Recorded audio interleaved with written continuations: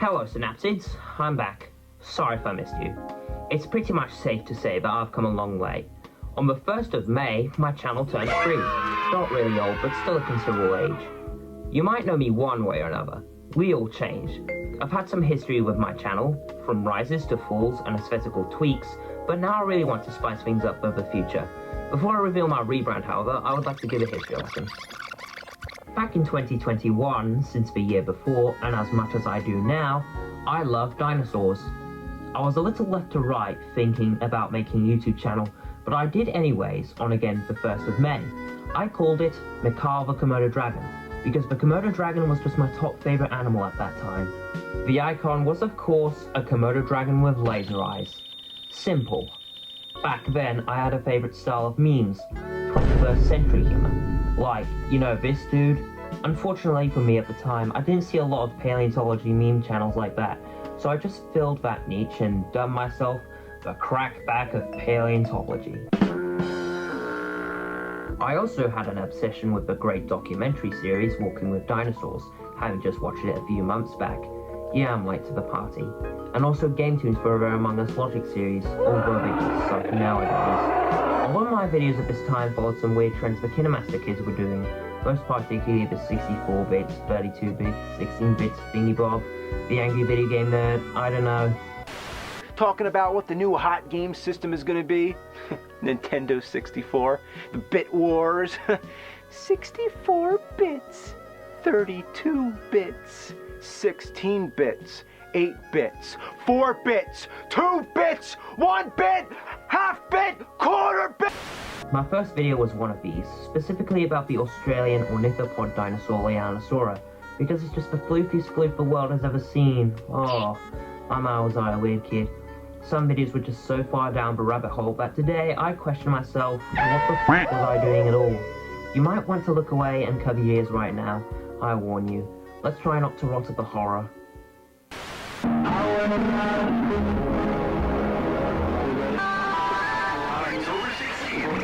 you, Nigel!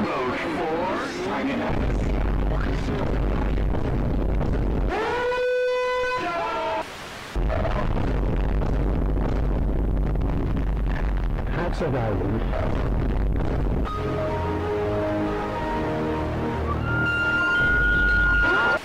Well, that was hard. On to 2022, I was already making long-form factual videos that got me to considerable peaks in the past year, but my Megatheropod video was so successful for me at the time, minus the text-to-speech and basic quality, I reached my first milestone of 1,000 subscribers, as well as that one Brightside expose I did. Thank you guys, I still like them. These were a group of two-legged carnivorous dinosaurs that appeared on Earth 230 million years ago. That's why the animals the creature hunted could hide from it on land. However, that year, I have to say, was probably also my worst so far, particularly for dramas, often in the Discord servers I would discuss, but I had my immature behavior at the time. But that immature behavior did other stuff too. As crackbacky as I already was, I was making my videos even more crackback-like, making similar thumbnail styles, and even following trends crackback was also following. I wasn't ripping him off, but man, that was just brain rotting. The official trailer for Jurassic World Dominion, the 6th installment of the fabled Jurassic Park franchise, finally came out, and I was getting very hyped, with consequences I'll talk about later. But there was one thing that really got my FNAF-obsessed self. Come back. I always come back. Of course, I made a whole shit meme out of it for one unintentional reference. Quite crackbacky, honestly. As for those consequences I was talking about, I was only getting more and more interested in paleomedia like Jurassic World, and that was really f***ing over my interest in actual paleontology. I was especially getting into those Who is Stronger animal versus animal edit shorts that were getting really popular at this time, which are like those Who'd Win videos you probably remember but worse. The ones I particularly were getting high-minded into were those ones about Jurassic World, you might have seen at least a couple, where they barely even care about their favourite GMO theropods themselves, from wacky sideshows included, but constantly bogling debate about their basic physical stats, presenting up to down evidence based on either ambiguously varying promotion, or past getting that may or may not be misinterpreted.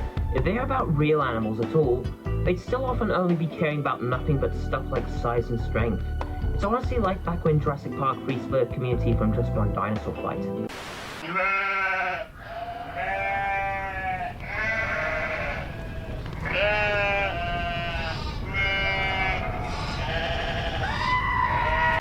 Those shorts were unfortunately plaguing me into the other community, and soon I started making my own edits like these. My most popular piece on my channel is not even either of the two videos I mentioned earlier. It's actually an edit so embarrassing that it's now private I made called the Sea Monsters Battle Royale that somehow shortly got over 1 million views, and is also how I'm even at over 20,000 subs today. Thank you guys. Then again though, I don't exactly know why, but hey, the algorithm is the algorithm. I even have the Sagicosaurus, the largest pliosaur like around 15 tons of depth with menacing jaws bigger than a man, somehow get happily humbled by the orca for being, I quote, more intelligent. Yeah. Whether the opponent is brain or brawn, an intelligent animal like an orca is smart enough to, dear God, not want to mess with these chompers. Of course, there was controversy in the comments. I made the edit with help from some people consulting me on Discord about who would win. Well, that was a waste of time. Debating fights really is a waste of time. I do still have friends that make edits, but at least they don't constantly brag about prime facts, code, LW, ratio, CC, Spinosaurus, JP, Rexy, or whatever the hell that is. Back onto the memes, throughout the summer I wasn't posting them as much, they were getting lower in effort, and of course, even stupider. One, which has to be my worst video ever in my opinion, was literally just 7 seconds of the beginning and end quotes of the good old Jurassic Park YouTuber Clayton Firetti. There's little, if any, language, structure, emotion, or even random annoyances, even for a meme these days at all. Just some sentences popping up on the screen accompanied with the guy's favorite music.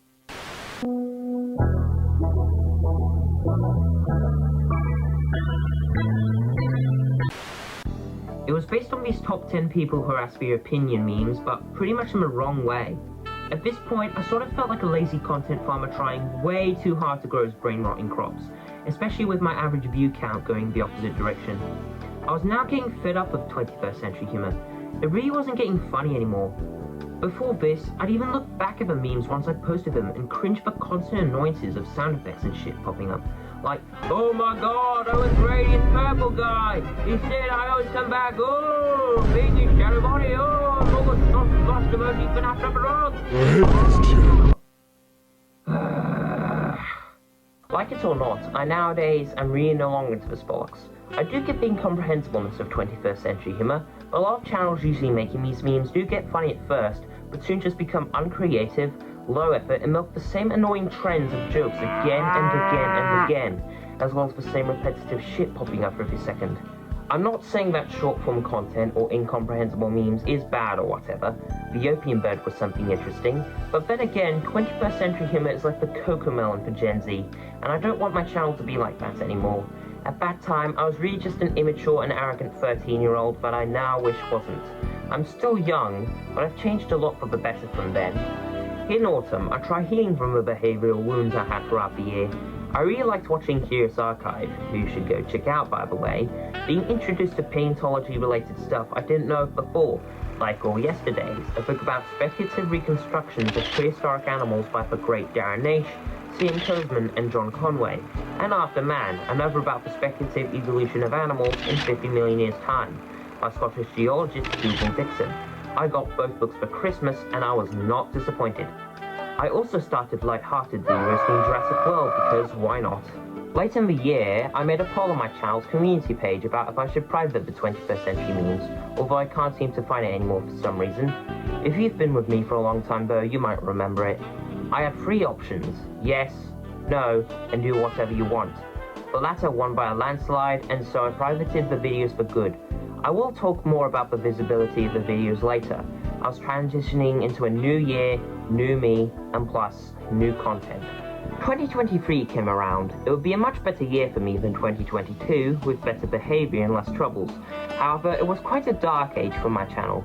First, however, I rebranded to Mikailodon, with the change in content and that name being easier on the tongue than Mikhail the Komodo dragon. Another reasoning behind that name was in my mascot now being, rather than a Komodo dragon, a made-up hybrid of all my other favourite animals, Komodo dragons included, although the genetic makeup from each animal was uneven. I called its scientific name the Hydrovenator Michaelis. It was meant to be an Antarctic experiment, with an aquatic lifestyle. It had the body of a Utah raptor, the skin of a leopard seal, the wings of a Changioraptor that were fused and matted into penguin-like flippers, the venom resistance of a Komodo dragon, and more. Back to the videos, I was no longer making the low-effort crackback style memes that were very easy to produce, so I was posting less often. Much of my content were actually shorts of this time, which even then were posted not so regularly, with only 3 posted that year being actual videos. Speaking of the shorts, I was still making edits, but they were mostly better snazzy tribute videos, like with that robin I named Aladar at Bruton Park that I tamed on the 2nd of January of that year. The only other edit was just a mocking joke about a hummingbird winning against anime characters, because yeah, nothing on a screen will ever do anything to a real physical object. I was also still making shorts of what you could call 21st century humor, but again, these weren't inspired by crackback anymore, but these random goofy reels on Instagram that I apparently enjoyed. And I'd also include these weird footages from the Dino Tracker website that was promotion for Jurassic World Dominion. Shorts aside, I didn't even make a factual video. The only paleontology video that wasn't a short I made in the year was literally just a lazy sequel to my cursed paleo art compilation I made back in 2021. The other 2, which I'd say I worked my best on, was a Minecraft analog horror video about the Deep Dark biome and its warden mob, and its 13-second teaser. Yes, I do play Minecraft, and I always have. Even with the end of my low-effort memes, my videos were getting low-effort themselves and weren't as successful as before, at just around a couple thousand views. Again, I felt slothful. I was no longer effortlessly producing memes hour by hour, with me also getting more into the outside world like birdwatching and such, while also trying, yet struggling to keep up with my community, taking long to even post a short that in the end wasn't to expectations. How do you do, fellow kids? What? It too didn't help that I had many personal projects I keep on announcing, then working on, then getting into development hells. Even as a paleontology channel myself, I didn't think about what other paleontology channels do. It is now nearly halfway into 2024, 3 years since my channel was born. What do I have in stock for this year? Here's some keynotes. I want to make videos about paleontology again. I want to be fun without having to be loud and annoying again. I want to make these videos consistently and easily again. All these principles, along with others in mind, in my own unique twist. You might already notice these changes from watching alone. That's right, I'm now on a new aesthetic of science videos. VHS. No, it's not going to be an entire analog horror. I'm evoking a vibe similar to those educational home videotapes of old, like DK's Eyewitness, and also Gemini Home Entertainment. Okay, dude, who the f*** are you staring at? I said this isn't mainly going to be an analog horror. Man, you're giving me such a headache. Can you just get the f*** out already? Like... Okay, sorry for the inconveniences. Let's get back to it. I want my videos to feel like you're back in the 90s as that one dinosaur kid who just got out a tape from your fun little collection, shove it right in the player, then sit back, relax, and enjoy my facts with your dino nuggies. I also want them to feel fun, entertaining, interactive, and just vibey overall, like your typical VHS. As well as the education, put in some jazz, aesthetic, humor, and more, and you've got literal satisfaction. What about that humor? Because science shows from the 80s and 90s often at least have some comedy, I want to do the same. This time, however, it's not going to be that brain-rotting 21st century humor anymore. That's already a problem I see in a lot of trending channels and their videos right now, let non-meme ones alone, where again, random shit always pops up and it just infuriates the viewer. I don't want to be like that again. Instead, I want to have some quite basic, but less overdone and more creative comedy from time to time that everyone can enjoy and actually laugh at, not this constant ear-grating rule of loud equals funny. I also, as you notice, have myself as the narrator now instead of a soulless text-to-speech bot. Spinosaurus. Because I want to speak personally with actual heart and soul. I still sound shitty, but I don't sound as ear-grating as I used to. With all these stuff, I have a great new aesthetic for my channel that is unique, fun, and for everyone into my favourite topics. I would like to see more paleontology channels get diverse in their creativity, as much as I already do see nice aesthetics in some, so I went in that direction. There's also a problem I have with a great portion of the paleontology community that isn't often addressed. Compared to the communities of other natural sciences like zoology, it feels more like a video game fandom. Like, I don't need to explain, but it's not just ABBA or paleomedia only being cared about. I used to be in this side of the community, being a huge ranter back then. This ranting is great among the reasons why I even made my bright side expose, which would soon inspire even more ranters to rant about more stupid videos. Seriously, this isn't Twitter. This is science. So, as a wannabe paleontologist myself, I want to go back to making videos actually about the lovely past, and that's not my only interest. For like my entire life, I've always had an interest in zoology, about modern animals, although I'm not sure if I'm ever going to post that much about them. I don't know why, how to even conceive videos like that, but maybe I could post my bird watching clips recorded from my iPad Pro camera. The paleontology community loves speculative evolution, so I love it too. If you don't know what speculative evolution is, it's about how life could hypothetically evolve, whether it be in the future, an alternate universe, a habitable alien world, or a once uninhabitable world that was terraformed and seeded with Earth life. Or maybe just a silly interpretation. I've also had my long astronomy interests come and go, but since December of 2023, it's back with me, especially astrobiology about alien life, which again is also hypothesized in speculative evolution. Just what could be lurking in the waters underneath the icy crust of Jupiter's moon Europa? Hello? Anyone here? Anyone? We don't know yet, but it's fun to imagine the possibilities, even though it might just be microbes. Like I said before, I want to post consistently again while still being fun to watch. Again, in 2023, I focused far too much on personal projects that were too big for me to carry on with and didn't think about what other channels post to be consistent. I might do these projects in the meantime, however, as a channel, I'm going to go back to mainly the science videos that are easy yet fun to create and watch.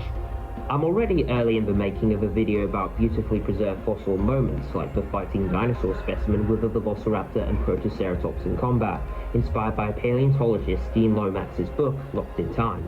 Even though Benji Thomas already did a great video about that, and I don't want to copy his homework. Still though, it was just worth getting this book at TetsuCon 2023, and man am I excited to make the video after this announcement.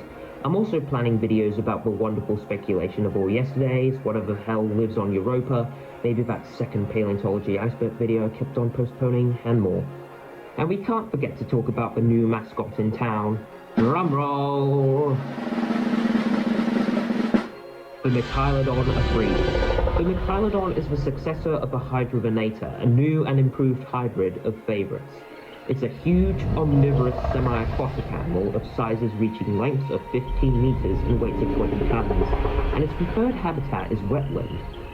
Unlike the Hydrovenator from last year, the DNA from each animal making up the genome of the Mikailodon is all equal, and the traits show up much better, more true to the moniker of a hybrid of all my favorite animals. Sorry, failed experiment.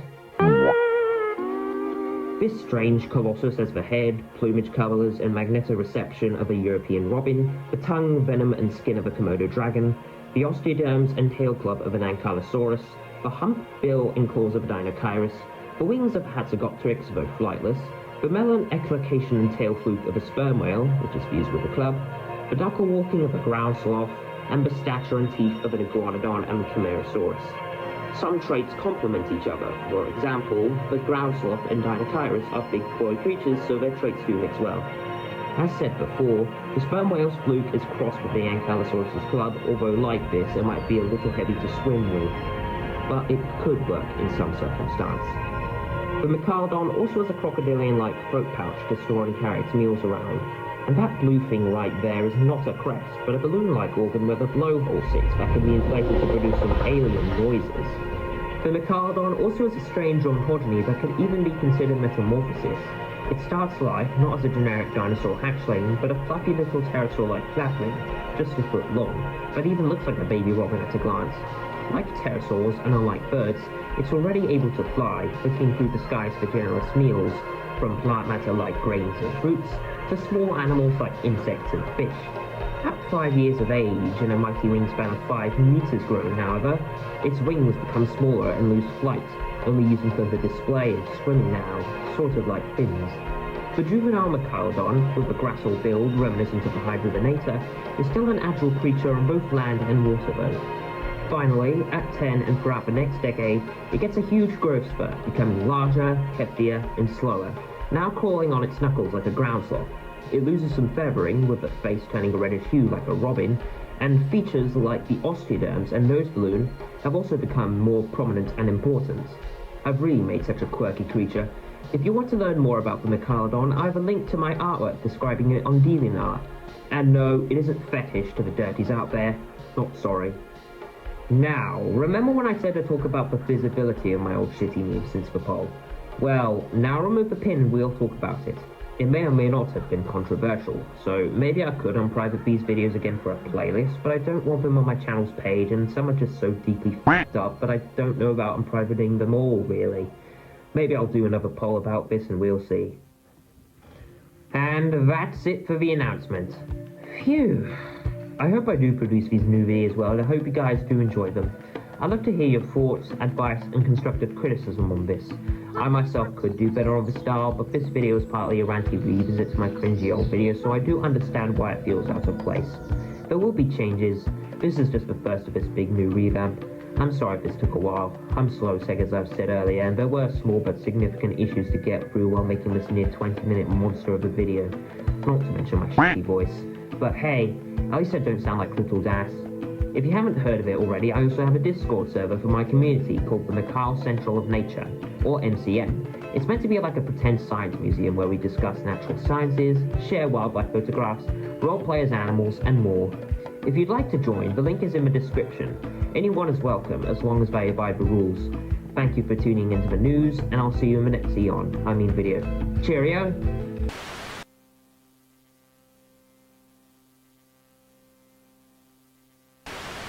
Oh my god. 3 years later and this video is still so goddamn beautiful. My god. Walking with dinosaurs and this song just pairs so well. This is my jam. This was my jam. It'll always be my jam. Oh, shut the fuck up.